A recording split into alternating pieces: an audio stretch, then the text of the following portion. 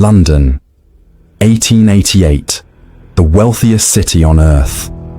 In Mayfair and Kensington, children attended school, wore clean clothes, and ate 3 meals a day. That world existed. It was real. This is not that story. Half a mile east, in Whitechapel and Spitalfields, a different city ran on different rules. Here, childhood was not a protected stage of life. It was a narrow window before hunger, labor, and the street replaced everything else. What you are about to see is AI reconstruction, built from census records, court documents, the street testimonies of journalist Henry Mayhew, and the photographic archive of Thomas Barnardo. Every child you see is composite. Every detail is documented. Tens of thousands of children were living and working on the streets of East London in 1888. This is what their days actually looked like. Before a child in Whitechapel ever set foot on the street had already entered the room. Victorian sanitary inspectors documented families of 6, 7, 8 people sharing a single room. Not a flat, not a floor. One room, with one window, one fireplace that burned when coal could be afforded, and walls that sweated with damp through every season. In the worst courts and alleys off Whitechapel Road, investigators recorded rooms where the floor was permanently wet, where the smell of open sewage came through the walls, and where the beds, if there were beds, were shared in rotation between family members working different hours. This was not the bottom of Victorian society. This was the middle of it. The street surrounding Spitalfields Market alone housed an estimated 28,000 people in conditions contemporaries described as the poorest of the poor. Common lodging houses sheltered over 8,000 destitute people per night in Whitechapel alone, men, women and children sharing wooden bunks for a few pence next to strangers. A child born into this environment did not experience poverty as crisis. They experienced it as normal. The damp was normal. The smell was normal. The cold was normal. Crisis was when the normal became worse. What was not normal, what contemporaries who entered these streets consistently recorded as shocking, was how young the working life began. In this room, in these conditions, a child's contribution to survival was not optional. It was expected. And by the time they were old enough to understand that expectation, most of them had already been meeting it for years. Henry Mayhew spent years walking the markets, alleys, and riverbanks of Victorian London interviewing the children he found working there. What he documented was not occasional child labour. It was an entire parallel economy, running beneath the visible city, staffed almost entirely by the young. The Watercress girls were among the youngest. Mayhew interviewed one aged 8 who had been working for 2 years. She rose before dawn, walked miles to Farringdon Market to buy her stock, then walked the streets selling until it was gone. Her earnings on a good day were a few pence. On a bad day, nothing. She told Mayhew she had forgotten how to play. At the Thames, mudlarks waded into the riverbank at low tide, children as young as 6, barefoot in the mud, searching for coal fragments, rope, iron and bones that could be sold by weight to marine dealers. Many had open sores on their feet from the broken glass and sewage embedded in the riverbed they walked daily. Costermonger families sent children into the markets as soon as they could carry a basket. Mayhew's records show boys of 7 and 8 weaving through crowds at Borough Market and Covent Garden, selling bootlaces, onions, and matches, their income not supplementary to the family, but critical to it. If they came home with nothing, the family ate nothing. Match sellers worked the theatre districts and railway stations into the late evening. Mayhew recorded children describing their working hours as beginning before sunrise and ending when the last theatre crowd dispersed. 14, 15, 16 hours. None of these children had made a choice. The economic logic of their households made the choice before they were old enough to question it.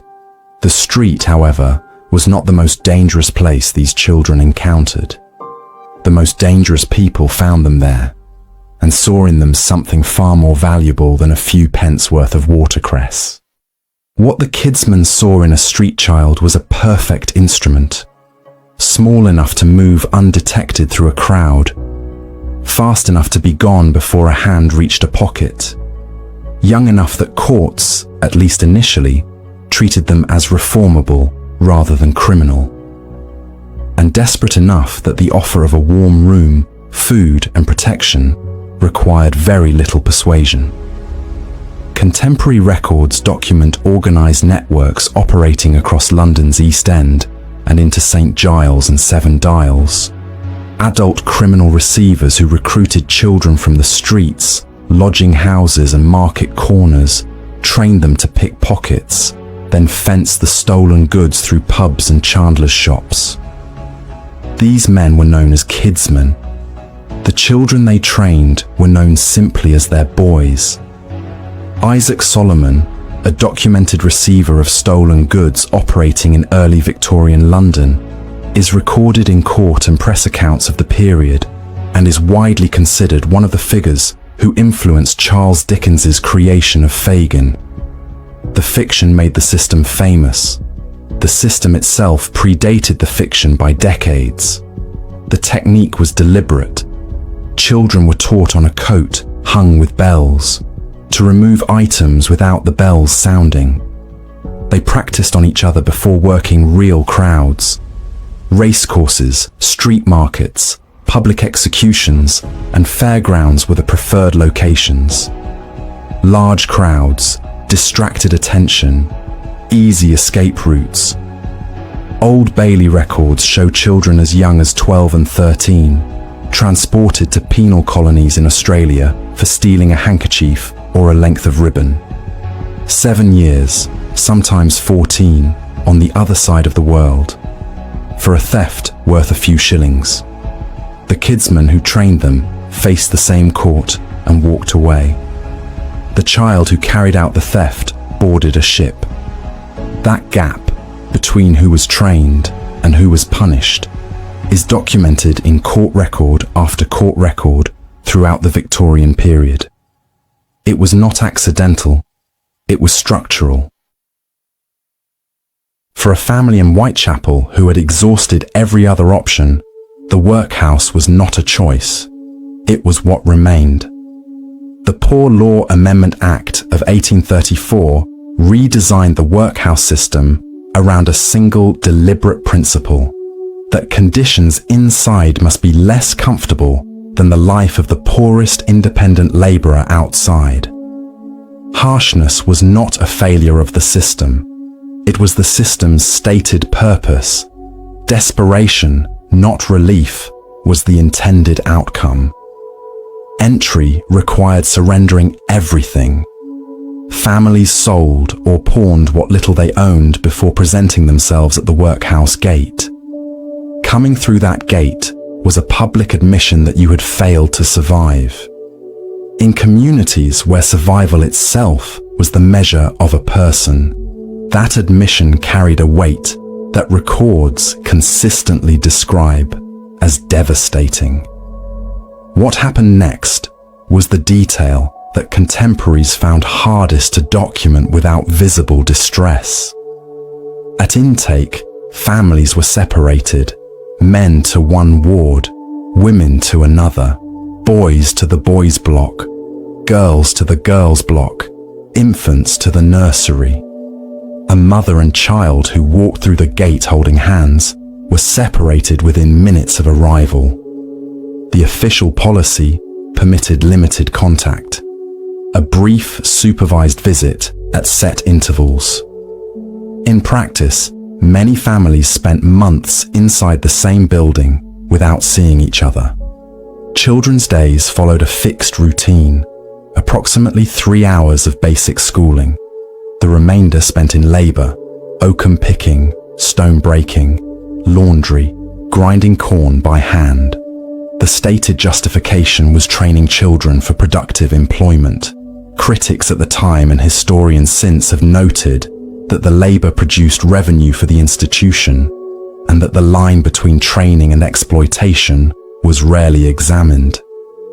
For a child who had come from the street, the workhouse offered food and a roof.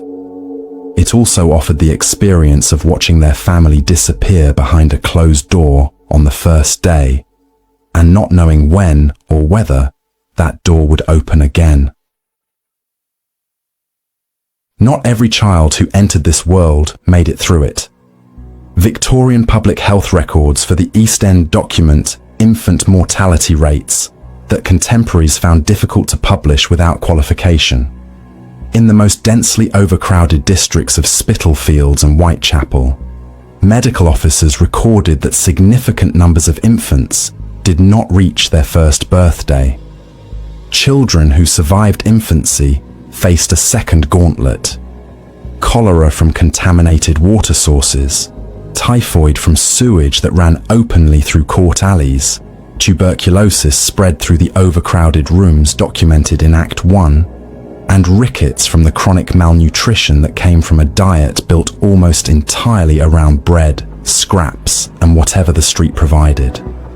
Children already weakened by long working hours, inadequate sleep, and permanent exposure to cold and damp had almost no resistance when infection entered a room. And in rooms housing 8 people with one window that did not open, infection moved quickly. Paupers' burials were common enough to be routine. A child buried in an unmarked grave at parish expense, recorded in a register with a name, a date, and nothing else. Families did not always attend. Working hours did not always allow it. The register moved on to the next entry. What is documented, and what contemporaries consistently noted, was how quietly this happened. No public mourning, no disruption to the street outside. A space in the room that was filled within days by another family with nowhere else to go. The same city that produced the wealth of empire, the engineering of the railways, and the architecture of its great institutions, recorded these deaths in the same ledgers, in the same bureaucratic hand, without pause. They were counted. They were simply not considered. In the winter of 1866, a young medical student named Thomas Barnardo was taken by a boy named Jim Jarvis to the rooftops above Stepney. As Barnardo himself documented, what he found there were children sleeping in the open air, no shelter, no clothing adequate for the cold, no adult responsible for any of them. He counted 11 boys on a single roof. He went back the following night, and the night after that. Barnardo abandoned his medical career and opened a ragged school in the East End, then a home for destitute boys, then a network of homes that eventually extended across Britain. The promise displayed above the door of his first boys' home became the founding principle of his organization. No destitute child ever turned away. By the time of his death in 1905, his homes had taken in over 60,000 children. Inside a Barnardo home, children received regular meals, basic education, and training in practical trades, carpentry, metalwork, and domestic service for girls. For children who had known only the street, the workhouse, or the kidsman's back room, the homes represented something genuinely different. What they also represented was control. Barnardo made decisions about children's futures that no one consulted the children about. He changed names. He separated siblings. And beginning in the 1880s, he oversaw a program of child emigration that sent tens of thousands of children to Canada, Australia, and other parts of the empire, removed permanently from their country, their families, and any chance of reunion. For some children, emigration meant farmland, space, and a life that London could never have offered. For others, it meant unpaid labour, isolation, and displacement from which there was no return. Bernardo looked at the same streets every other Victorian institution had looked at and chose to act. What that action meant depended entirely on which child you were and which door you walked through. Go back to where this started. London, 1888, the wealthiest city on earth. And inside it, tens of thousands of children waking before dawn to carry baskets, wade through river mud, pick pockets under instruction, watch their families disappear behind workhouse doors, and bury siblings in graves that had no stone. The question Victorian society asked about these children was whether they were deserving, whether their poverty was the result of personal failure or moral weakness, whether the child who stole a handkerchief was a criminal or a casualty. Those debates filled newspapers, parliamentary reports, and church sermons for the entire second half of the 19th century. They are not unfamiliar debates. The structures have changed. The language has changed. The question of who is considered deserving of protection and who is considered responsible for their own condition has not gone anywhere. What the documented history of these children forces is something simpler than a political argument. It forces a choice. If you had been born into that single room in Whitechapel, not visiting it, not studying it, but born into it, with no other reference point, what would you have done differently? If your child had not eaten in 2 days and a man offered them work that crossed a line, where exactly would you have drawn that line? These children did not fail Victorian London. Victorian London failed them. The records are unambiguous on that point, even when the people writing the records were not. They deserved better than they got. The least history can do is make sure they are remembered accurately. If this video made you see the Victorian era differently, subscribe. This channel exists for one reason: to find the real story underneath the story history usually tells. Do not miss what we cover next.